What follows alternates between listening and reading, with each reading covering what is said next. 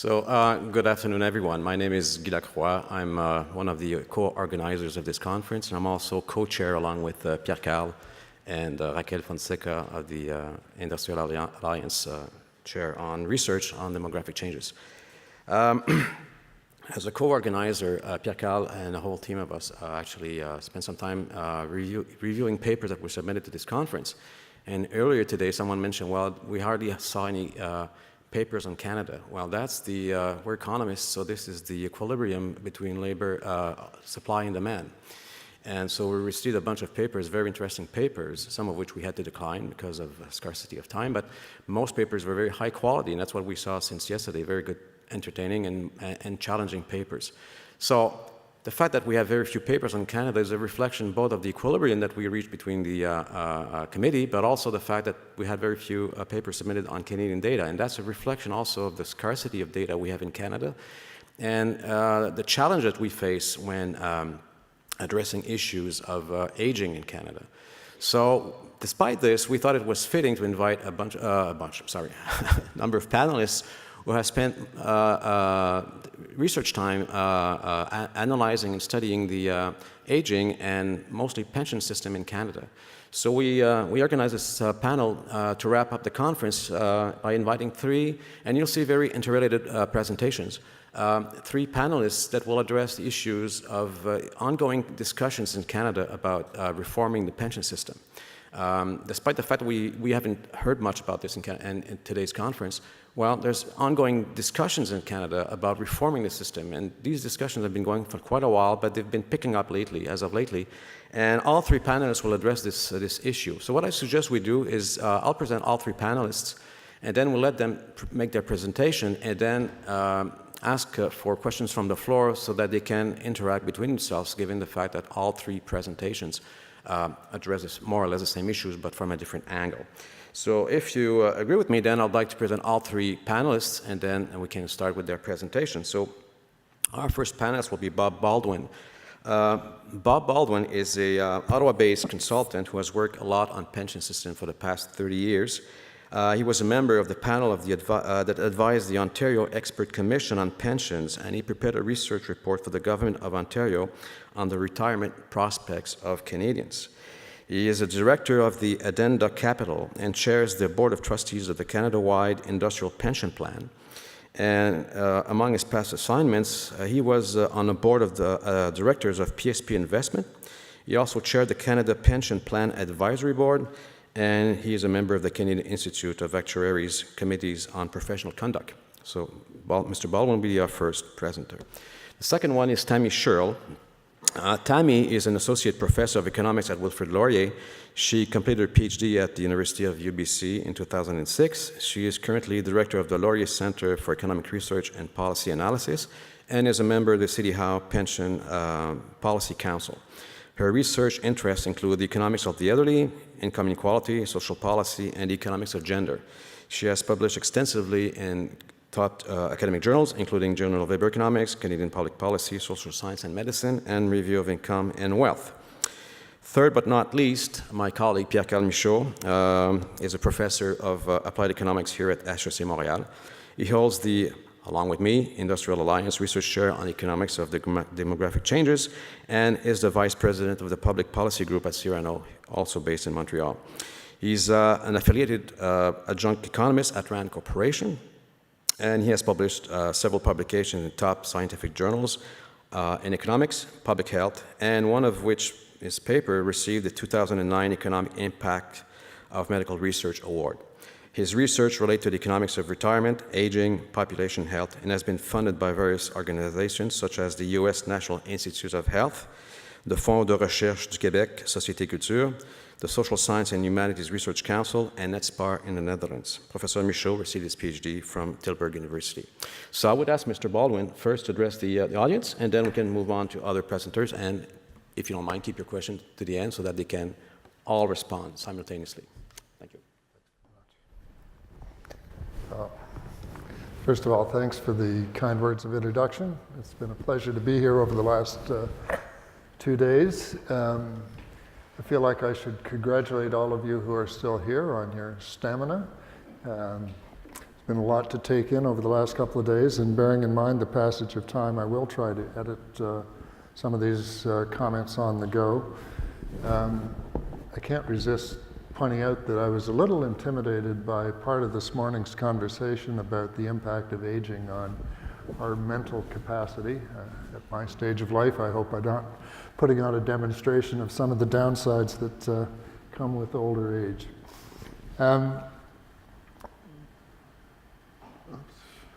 My two colleagues are going to speak, they're going to offer you an assessment of some of the pension reform proposals that have been in play in Canada in recent years, and I view my job as really trying to set the stage for the two of them. I'll begin by offering some brief descriptive comments on the Canada and Quebec pension plan, and I hope this will help our out-of-country visitors in particular appreciate what's at stake in some of the debates about the Canada and Quebec pension plans. I'll offer a brief explanation of events that led to the reform proposals that are now at play.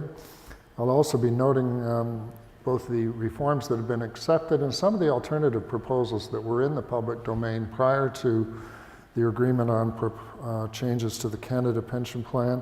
And I'll also compare some of the, I'll compare the proposals to the Canada pension plan that have been agreed to with some of the diagnostic of problems in Canada's retirement income system, so you can see how these reforms do or do not match up with what were consensus views in some of the diagnostics. But let me start just by talking about what are the Canada and Quebec pension plans, because they'll provide the focal point for the comments by Tammy and Pierre-Carl. And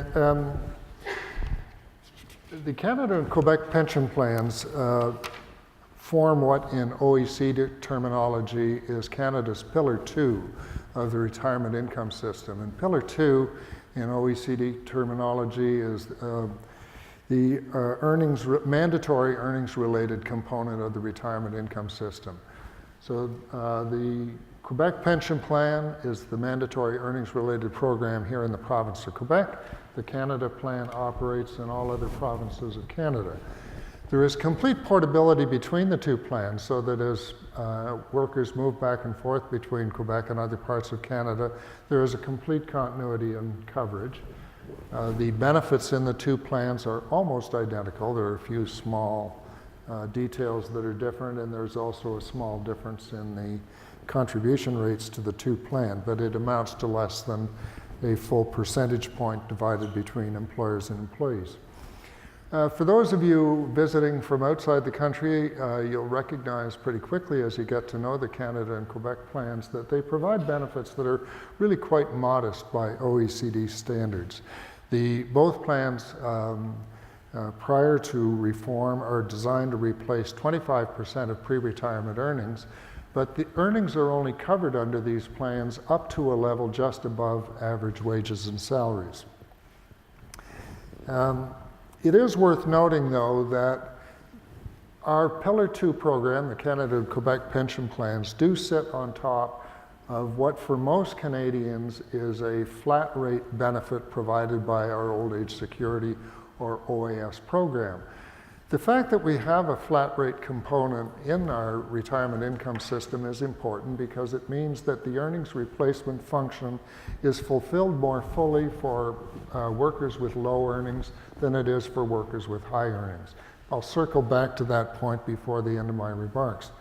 An important omission, though, from the information on this slide is that coupled with our flat rate old age security program, we also have an income tested program that runs across the entirety of Canada, known as the Guaranteed Income Supplement. This is an income tested program that provides a maximum benefit to people who have no income except old age security.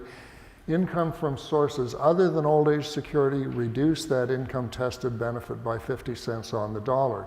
So this is important and has an important interaction with Canada pension plan benefits because they are reduced by 50 cents on the dollar if you're in the income range where the GIS is payable, that is the Guaranteed Income Supplement. About a third of older Canadians today receive some income from the Guaranteed Income Supplement.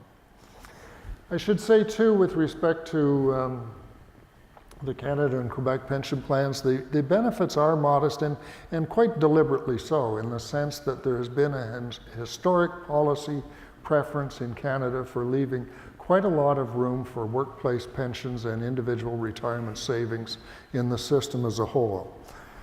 With regard to the Canada Pension Plan, there is a rather cumbersome decision-making process that is required if you're going to change the benefits or contributions to that plan.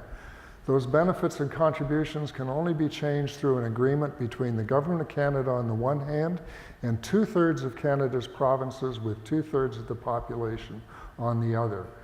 One of the byproducts of that decision-making process is that the province of Ontario has an effective veto over changes to the Canada Pension Plan.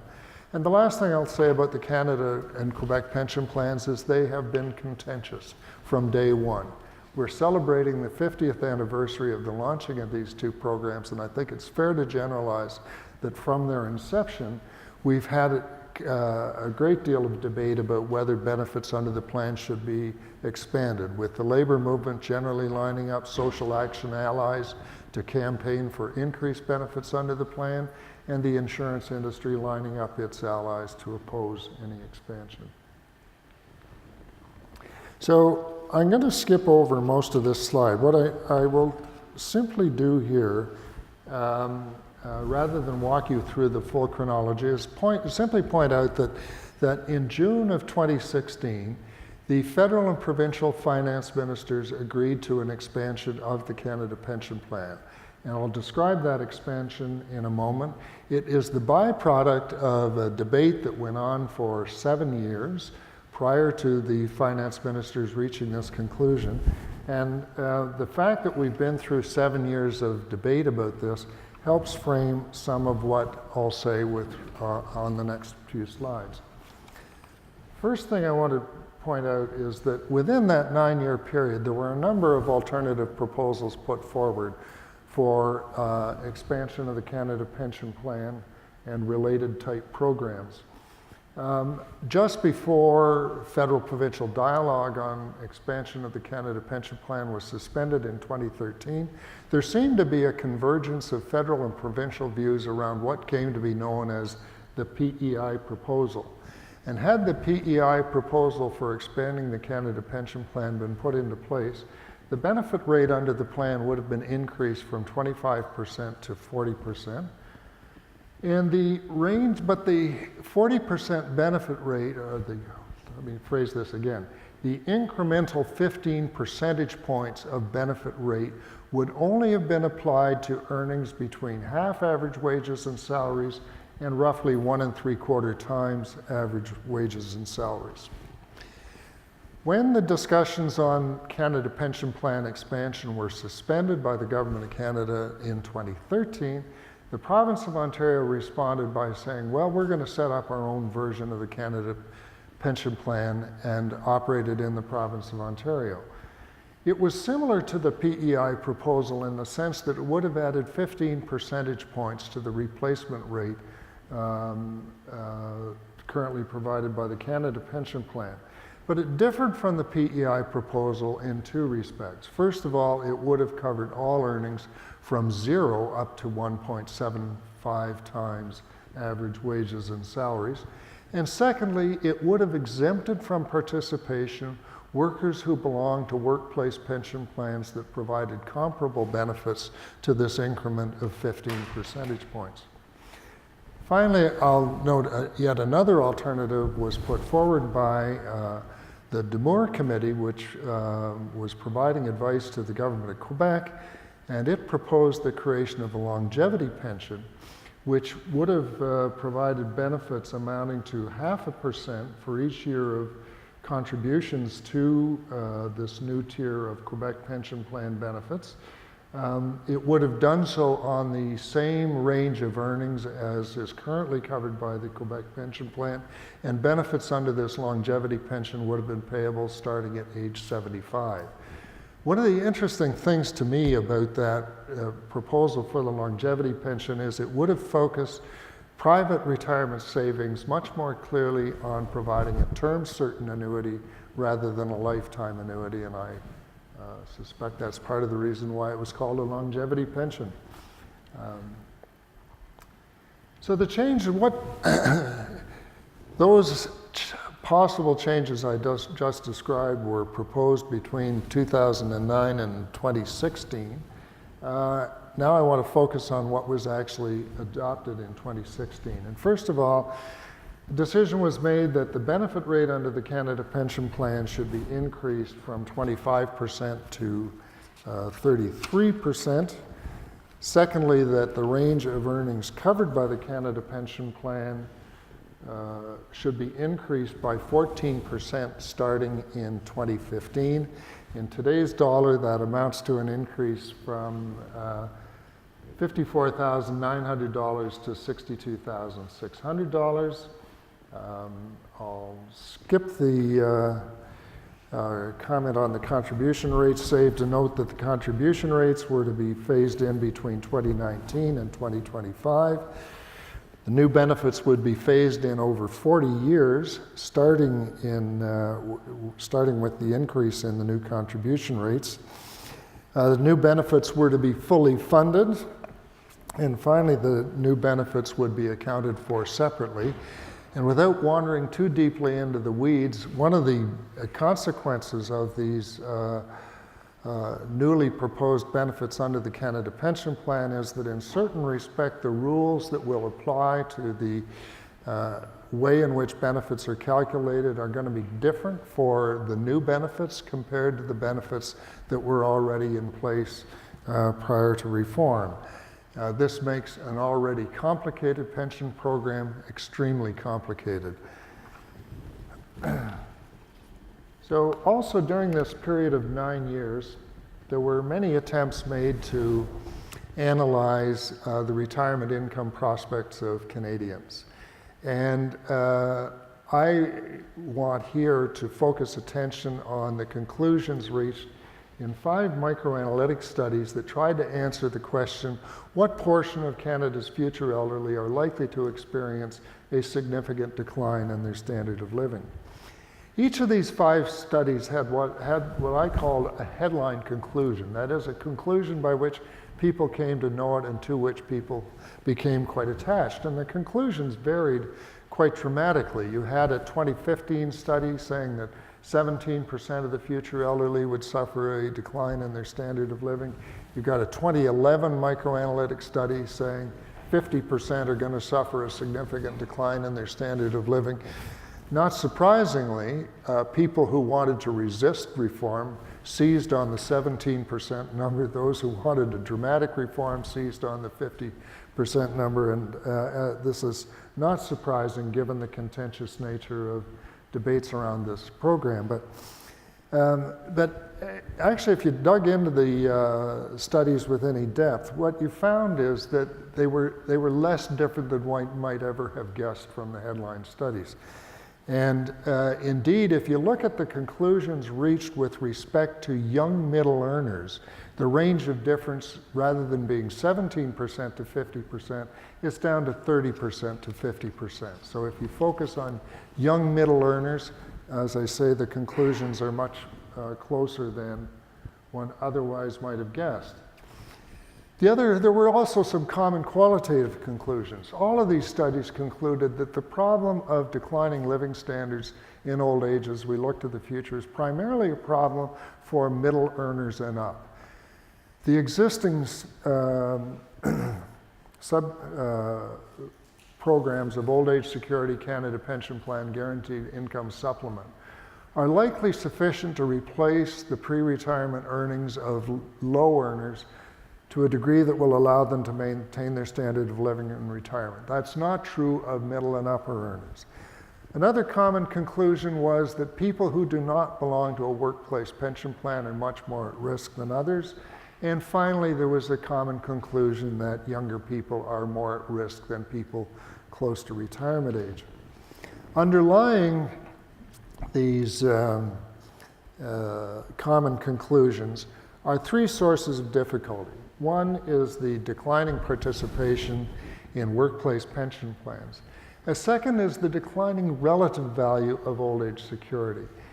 Our old age security benefits, that's the universal flat rate program, has benefits that are price indexed. In an environment like we've had for most of the last 3 decades, where wages have not grown faster than prices, the old age security has maintained its capacity not only to protect purchasing power, but also its ability to protect, to replace pre-retirement wages. That is likely coming to an end. And finally, the Wolfson, one of the studies that I alluded to, identified the problem that our Canada pension plan anticipates anticipates that people are going to enter the labor force around 18 and leave it around age 65. Those premises of the Canada pension plan are no longer relevant to the way that people are participating in the labor market. And I have a flashing red light down here that tells me that I better stop. Just let me do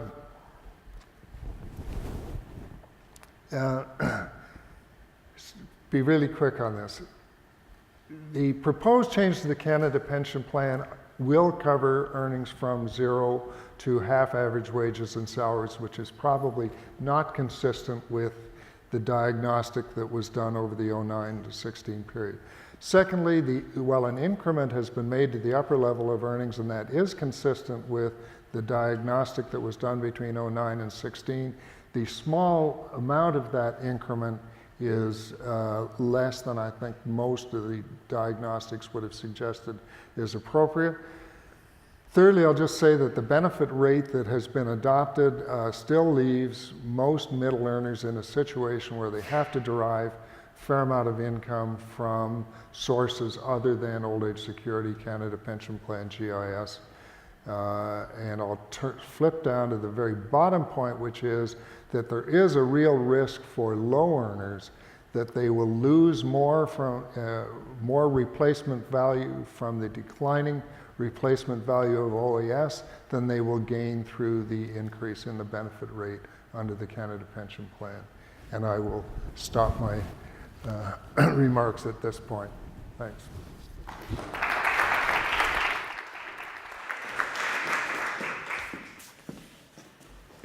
Okay, thank you for offering that background because that allows me to just jump right into talking about the Canada Pension Plan amendments. For those of you who aren't the total pension geeks in Canada and haven't been following what happens in the House of Commons, Bill C-26 is the bill that includes all of the amendments to the Canada Pension Plan Act, the Canada Pension Plan Investment Board Act, and parts of the Income Tax Act that were related to these revisions and reforms that Bob was just talking about. I had the, I don't know if you call it good fortune or bad fortune, to be asked to speak to the Finance Committee in the House of Commons in mid-November when they were reviewing this. And from those conversations, I thought there were 3 points that were worth highlighting as what I think of as unresolved issues as people move forward with this conversation. So the first is related to using what's called our working income tax benefit to refund the contributions of our lowest earners. That was to address some of the concerns about the low rate of return on pension contributions for low earners that Bob was referring to. That's, if you're not familiar with that, it's very comparable to the EITC, the Earned Income Tax Credit in the United States, except on a much smaller scale. So I'm going to identify a couple issues there. One of the interesting conversations that came out of the Finance Committee's review was that people hadn't realized that some of the provisions in the expanded part of the Canada Pension Plan were not going to carry through, and that included these child-related dropout provisions and also provisions for dropping out years of disability and other years as well when we're calculating the average earnings that goes into your benefits formula. Now, those I'm going to take up. Some people thought that perhaps this was a mistake that no feminist government could possibly make. I will argue that I don't think that's correct to say, but I'll take these up each in turn. So the expansion of the working income tax benefit is basically increasing the wage subsidy rate by 1 percentage point and then decreasing the clawbacks by 1 percentage point. And for our lowest earners, so this is earning up to about $10,000, $11,000 a year, you're going to get a full refund on your CPP contributions via a tax refund, okay? Within the Bill T-26 as well, I don't think it had anything to do with CPP, but they also increased the upper thresholds after which you start clawing back the disability supplement that comes with the work and income tax benefit. That increased about 25%, and no one noticed or seemed to pay any attention to it, but you'd have to read the Income Tax Act to notice. So I noticed it, so I'll make a point of highlighting that. And I think there's actually a lot of good in using this type of mechanism to refund contributions. The first is that it is going to offer this better return on investment for these low earners, especially those who have low average earnings, and will have that guaranteed income supplement clawback later on down the road. The other thing I like about this is that we're basically pre-funding future retirement income out of today's current tax revenues rather than relying on future generations' tax revenues. And that gets rid of part of these intergenerational transfers that we tend to have quite a bit in the current setup of the Canada Pension Plan. But then I highlight some of the bad. The first is that I don't think the average low earner even knows the WITB exists. It's part of the tax forms. You pay somebody to fill in your tax forms, you get a refund.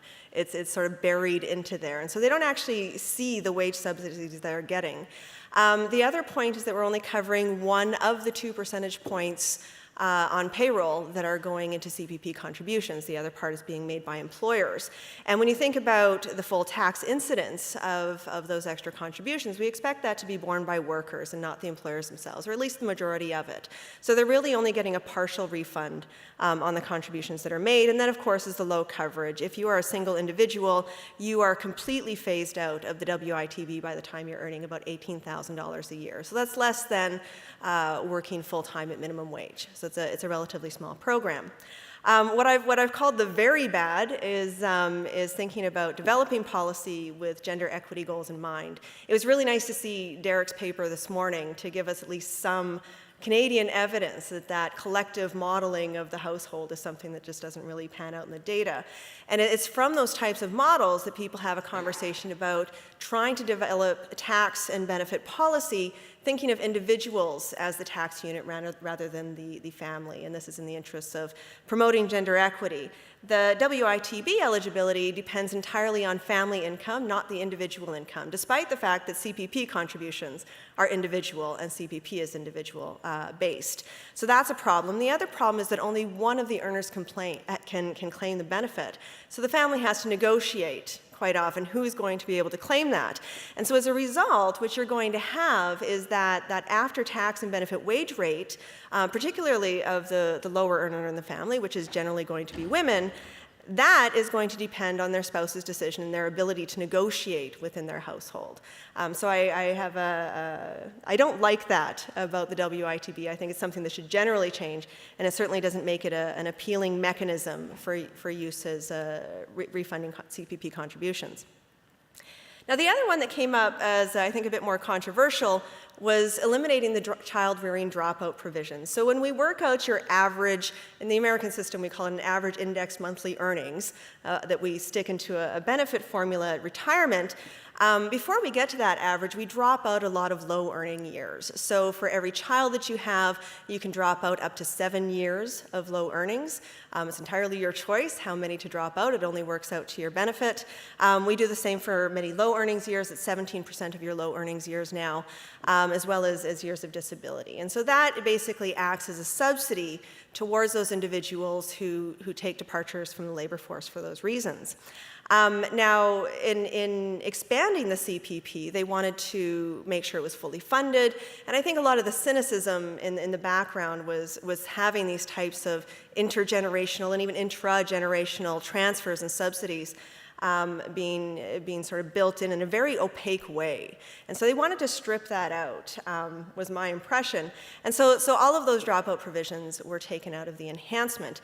There are still some dropouts in the sense that when we look at that earnings history now, we're taking your best 40 years in the enhanced part of the CPP and using those to come up with your average. So if we're looking from 18 to 65, you have 7 years that you get to drop out for any reason, regardless of what you were doing during that time. Now, the child-rearing provisions were introduced in 1977. This was, for some of us, around the time that we were born, quite a while ago. So this was a time when the participation rate of mothers in the paid labor force was very low. It was an expectation that if you were a mother with young children, you were staying at home. If you did work at all, it was perhaps part-time to ensure that it didn't interfere with your work that needed to be done with the children. So this was a provision that provided benefits, I think, broadly to most families. And the way that it was looked at and viewed at the time was really forcing a financial transfer from husbands to their wives to recognize the home production that these wives were taking on. In the 1970s context, I would have been very, very supportive of that policy. But what I'm going to suggest and emphasize as I go through here is that perhaps we need to update our thinking about this to think about what parents today are doing, not what parents in 1977 were doing. So here I've just plotted out the employment rates of women with young children and how those have evolved over time since 1976 up to 2016.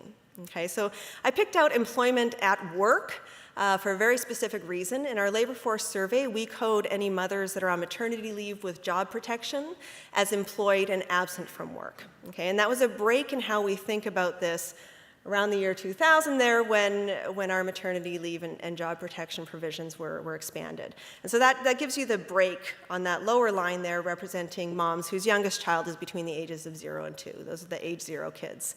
I'm driving that break. But otherwise, you see this very general upward trend where in 1976, it's just over a third of all mothers with young children in that age 3 to 5 range were working, and by the time you get to 2016, it's about 70%. If you build in the people who are searching for work, we're looking at 3/4 of moms with young children in the workforce. So this is in the back of my mind while I was listening to the debate that was going on with the House of Commons Finance Committee. And so I pulled out a few quotes from individuals at this committee. You can find even more in the Hansard reports, the recording of these conversations in the House as well.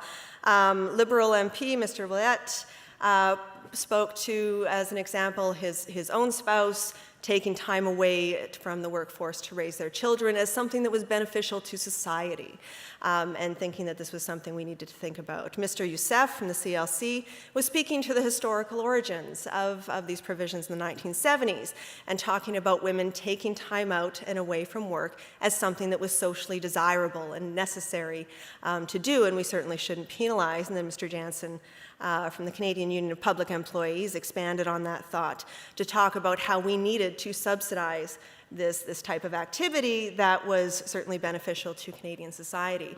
And since then, we've seen many remarks from, I'm going to pick on the NDP MPs who have picked this up, talking about how this huge mistake, as they viewed it, was discriminating against women, and how could any feminist possibly support this? Now, as a feminist standing before you, I will explain to you why I would not. What I would like to see any group of politicians do before they think about taking this even further is to put together a solid focus group of moms, generally. Okay? And so you're going to have a group here where 3/4 of the moms, very diverse group, are working in the workforce, in the paid workforce. And you're going to have a group of 1/4 of moms who are at home while raising their children. Both are raising children. And the 3/4 of moms who are in the paid labor force are going to be told that they are expected to offer a financial transfer to that 1/4 who are not in the paid labor force, because that 1/4 are offering this socially desirable activity that is beneficial to all other Canadians.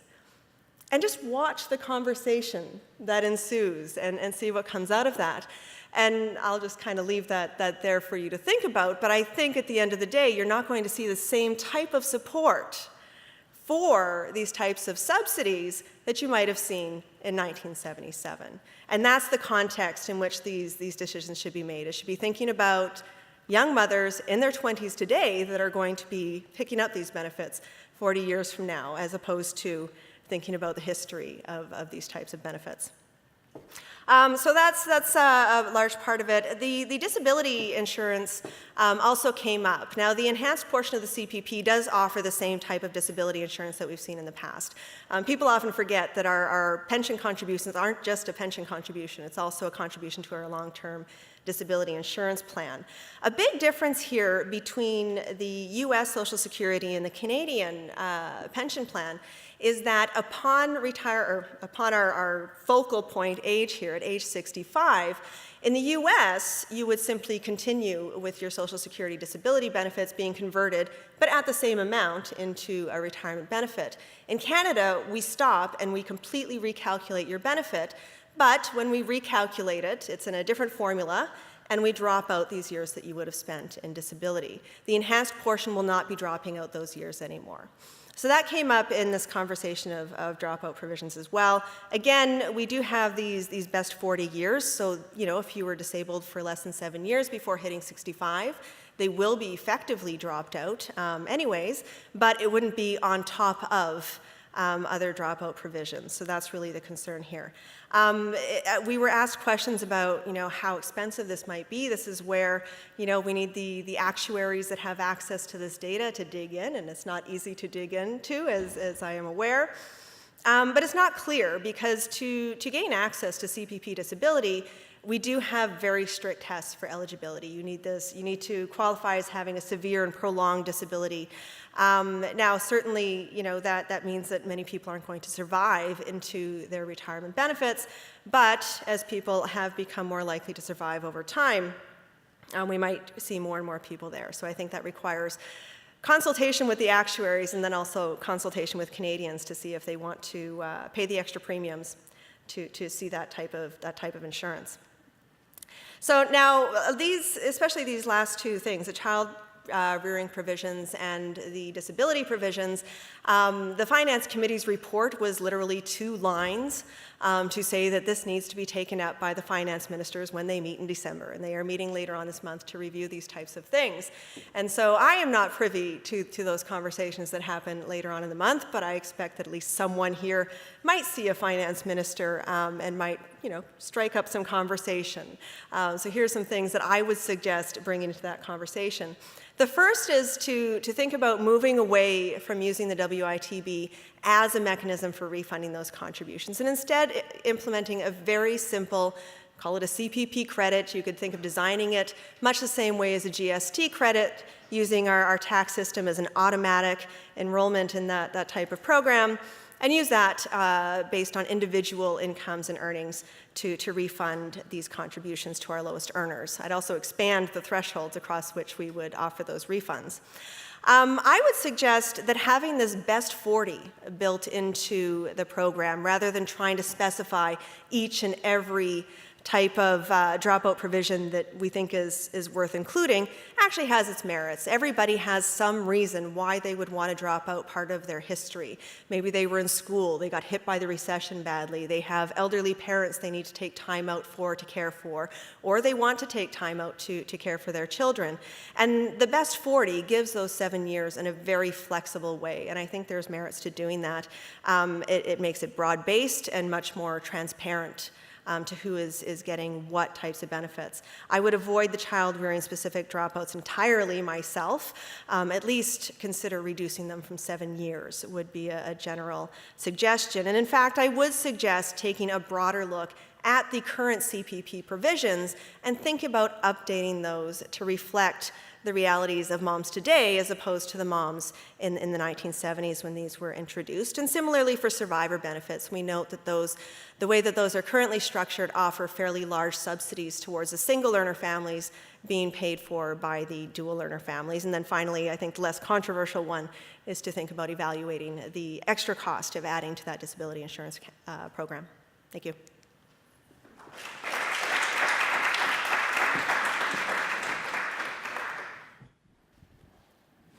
So, thank you. As Bob alluded to, Quebec is actually considering an alternative to joining the current proposal that has been accepted by other provinces. So for those of you, I'm going to start the conversation first with those who are not from Canada, and think a little bit about the problem at hand and how you would normally think of that problem. So let's take that position. I think it will be useful to start with. So what's the policy case? Why do we want to do something?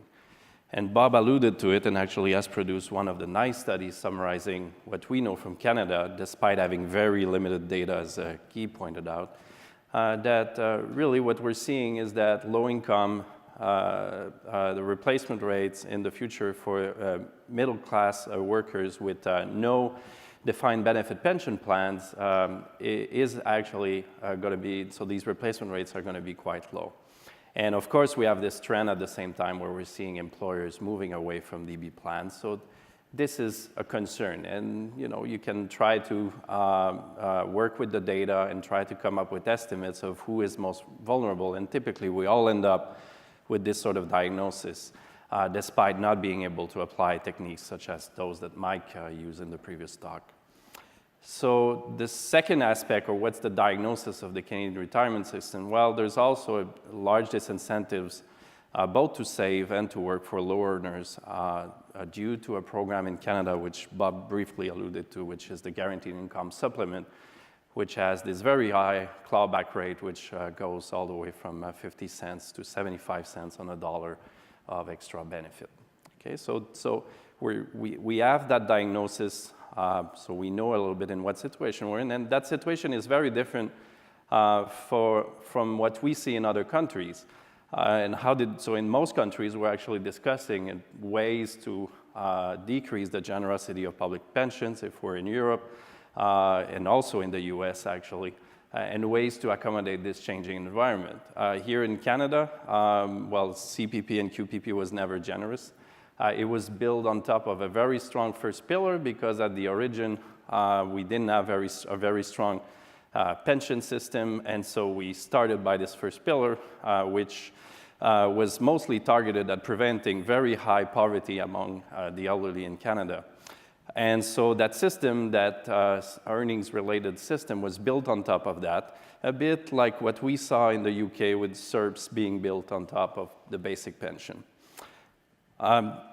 It was integrated in a very clever fashion, I think, with defined benefit pension plans, such that we could have a seamless system where CPP could benefit from private pensions, and also the private pensions could lower the cost of financing by using the same integration mechanism with CPP.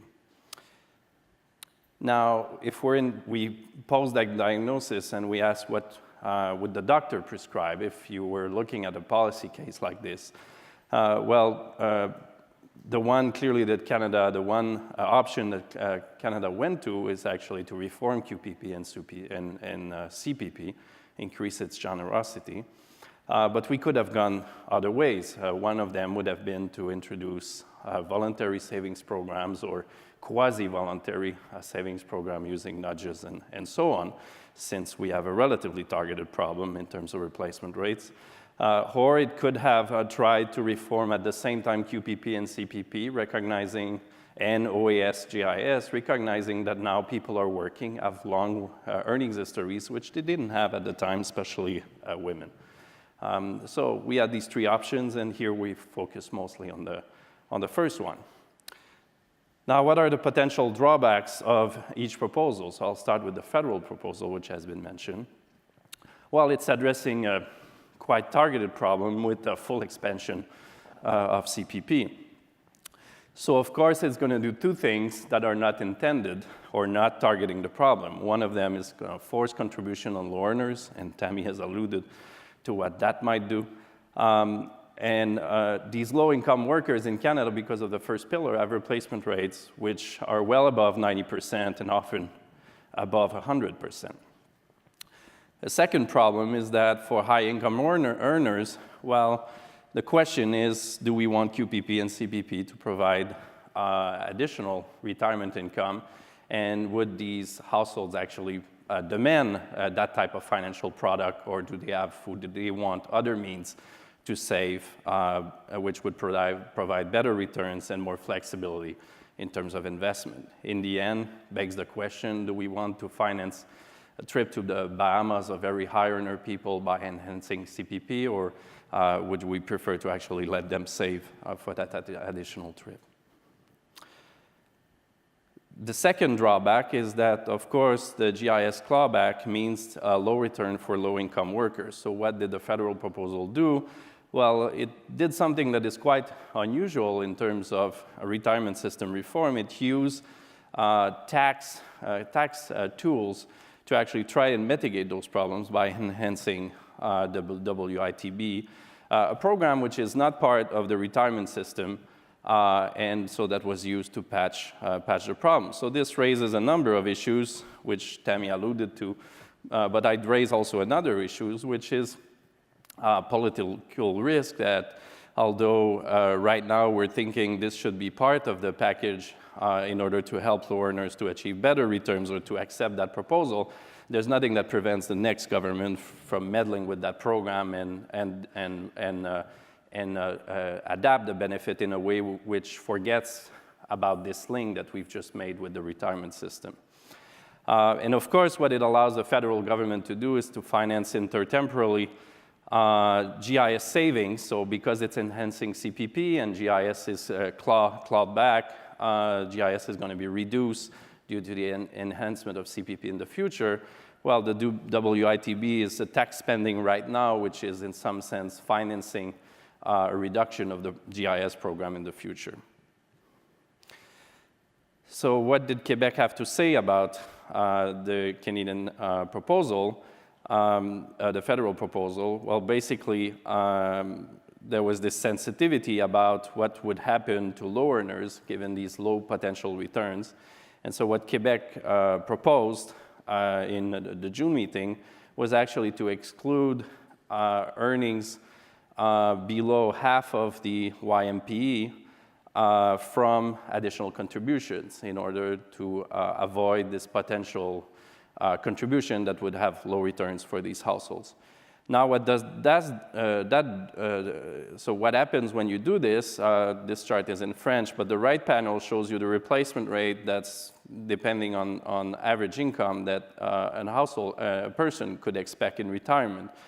And so we see that the federal proposal, the dashed line, basically will lead to an increase in the replacement rate of about 7 to 8 percentage points, all the way to an increase level of the YMPE. And the Quebec proposal, what it would do is basically not touch average earners who earn below half of the YMPE, which is roughly $50,000, and then provide, of course, a higher replacement rate after that point. Now, a clear consequence of this is that despite achieving that goal of not impacting low earners, it's also going to lead to a more modest expansion of CPP, including for the intended group for which we thought there was actually a problem. So this is an important thing to mention, that although we're now addressing the problem of low earners, of course, we're not achieving the policy goal of really increasing the replacement rate as much of those people we wanted to help.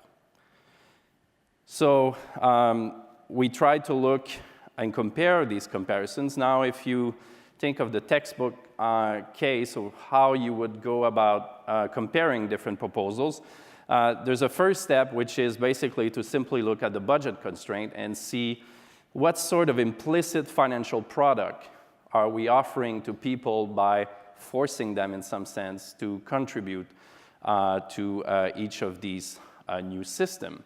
And of course, if you do that, you want to take account of taxes, so not only what happens on the pension side, but also what happens in terms of benefits, because that might be important. And you want to account in some sense for uncertainty in earnings over the life cycle and other aspects.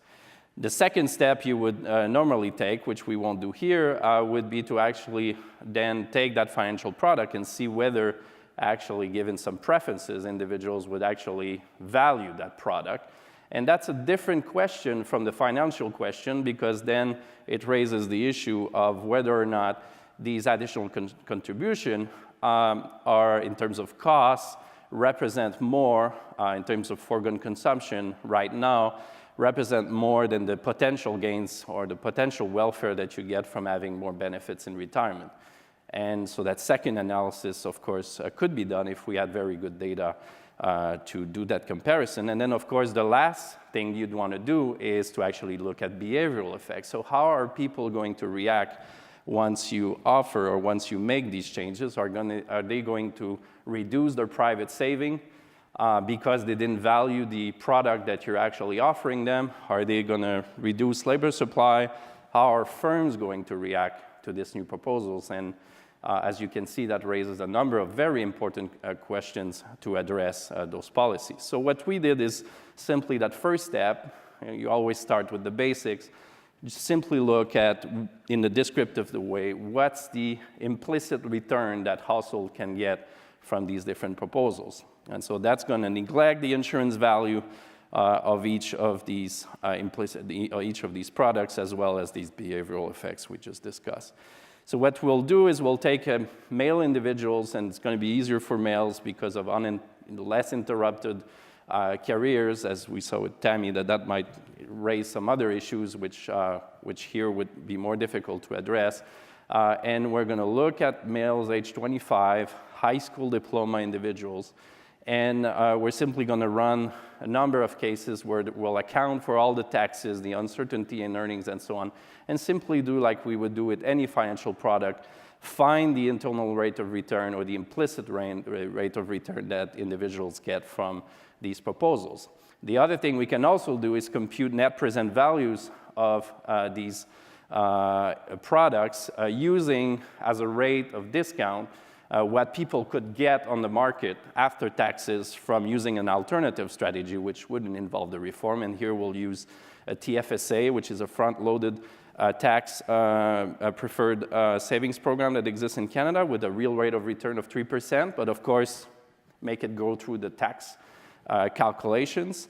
And then the individuals will purchase an annuity once they get to retirement so that we compare things that are similar in terms of insurance value. And we can do that as well. So if we compare three cases, an individual earning $20,000, an individual earning $40,000, which might be the individual that we're targeting in terms of the policy case, and then an individual earning $80,000, and that's his average income over his lifetime. And we look at both federal and provincial reforms. Now, the first aspect which we can look at is we can compute the contributions in the first column from the enhancement to QPP, both for the federal and the provincial level, using contribution rates that actuaries provided us. Then also look at the present value of benefits at age 25 for these individuals. And remember that we're discounting these things at the effective rate of return of a TFSA strategy with a purchase of an annuity in retirement.